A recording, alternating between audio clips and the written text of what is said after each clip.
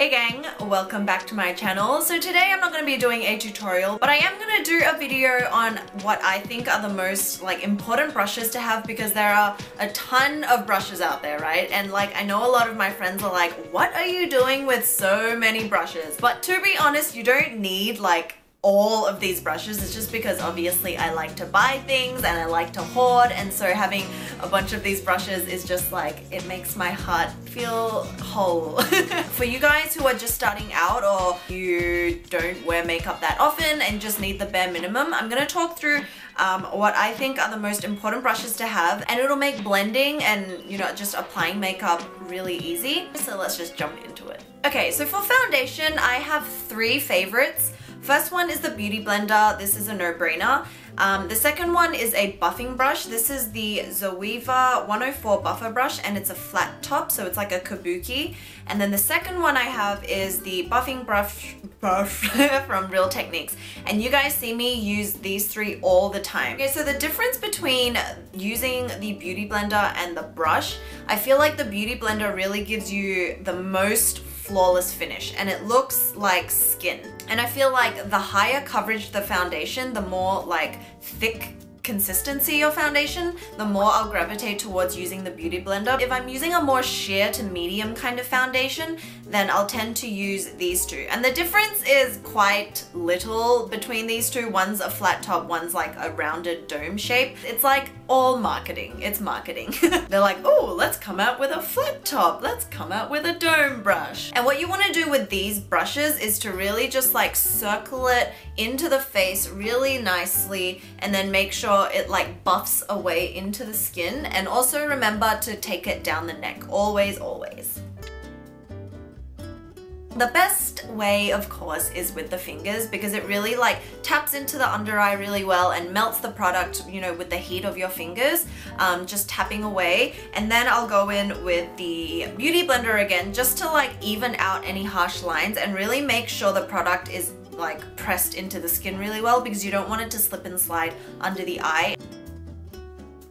So for setting just the under eye and the highlighted areas like forehead, nose, chin, and under eye, I have three favorite brushes. So the first one is the Morphe G8. You really want something to fit under the crevice of the eye really well. It's really soft. The dome of it fits under the eye really well. Same with these two. You want something that's really kind of fluffy, because the under eye is really sensitive, so you don't want a really harsh brush. So the next one I have is this Kanebo powder brush. I got this online. I don't actually know where you can get this. It's not one of those really well-known brands. And then the last setting one is from Real Techniques, and this is their setting brush. And out of all of three, this is probably the smallest one. So if you have a smaller face, or you have more delicate features, this is really great in using under the eye as well. You don't have to use these just for the under eye. They're all kind of multi-purpose brushes.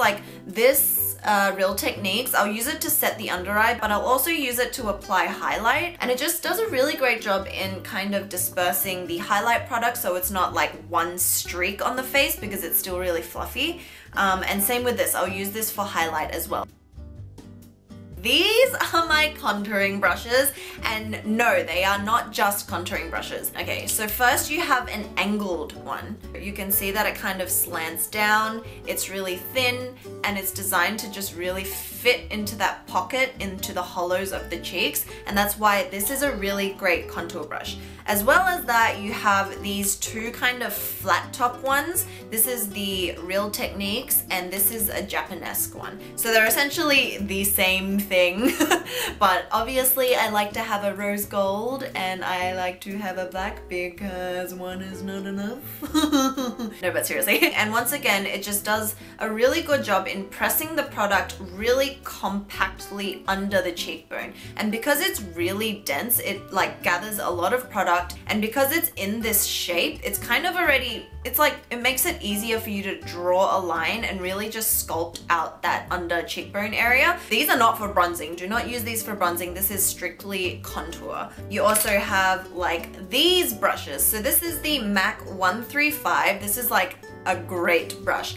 but it's on the like more expensive side. Once again, it's really tapered, so it fits into that area really well. Instead of just using this for contour, I also use this for blush as well because it's like that dome shape and it's really nice to just kind of pat out the blush. Another really good blending brush that is really affordable is the Real Techniques contour brush. And this is like a circular dome shape, so it's not as flat as the other ones I just mentioned, but because it's dome but really like tapered as well, it does a really good job in fitting under that under area cheekbone as well. Those are the contour brushes that you guys can look out for, just depending on kind of how chiseled you want it. I typically use these three, and this one I use for a ton of things, for contouring, for bronzing, and also for blush.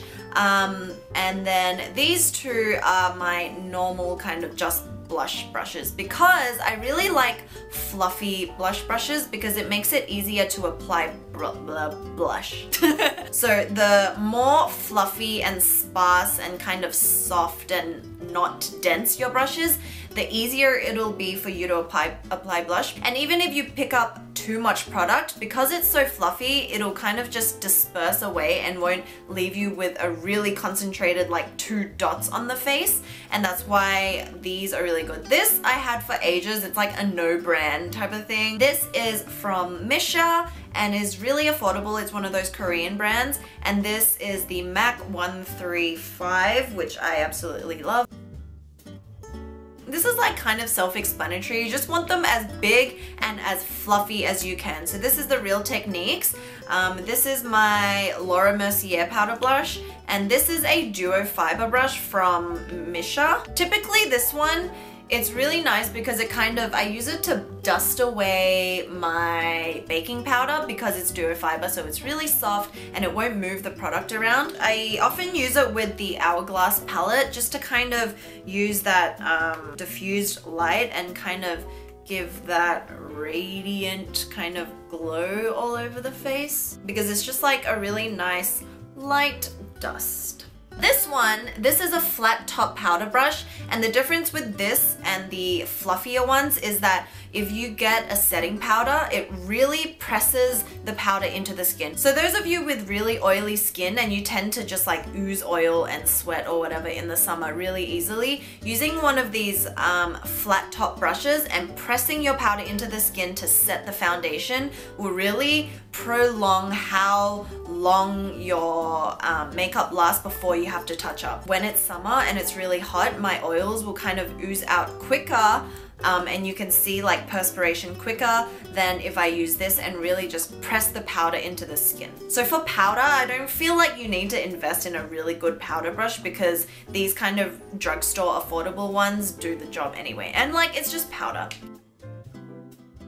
We're up to highlighting. Okay, so for highlighting, I like to take a really fluffy brush. So I have these 4 that I typically use. So once again, it's all multi-purpose. Like this one I use to set the under eye, but I also use it to highlight as well. And same with this one. The 2 extra ones is the fan brush. And this is really affordable. It's from e.l.f. It was like $2 or $3. Sometimes I also use a really fluffy eyeshadow blending brush and just like put it on top of the cheekbones as well because it just does a really good job in like spreading it, and because they're all really fluffy. So the difference between using a fan brush as opposed to like these brushes is the fan, you just kind of hit it. It touches the high points first, right? Because you're just kind of sweeping it along. So that way you don't really have to think, oh my god, am I like putting it here or am I putting it here? Like wherever it hits first, that'll be where the highlight is. So if you guys aren't sure about like where exactly to put your highlight, this could be a really good alternative. So with a highlighting brush, you want to keep it kind of tapered and small but fluffy. Okay guys, I think that is all for today's video. I hope you guys found this helpful and like now you kind of understand more about what each brush does, but also that you don't have to use one brush for one specific purpose because they're all kind of in a way multi-purpose. Just remember you don't need to spend a ton of money on like really high-end brushes all the time to get like a really good effect. You know, a lot of us do not have the income to spend like $60 on a brush. Thank you guys for watching. As per usual, give this video a thumbs up if you liked it and if you found it helpful, and make sure you watch my other videos, and I'll see you guys soon. Bye.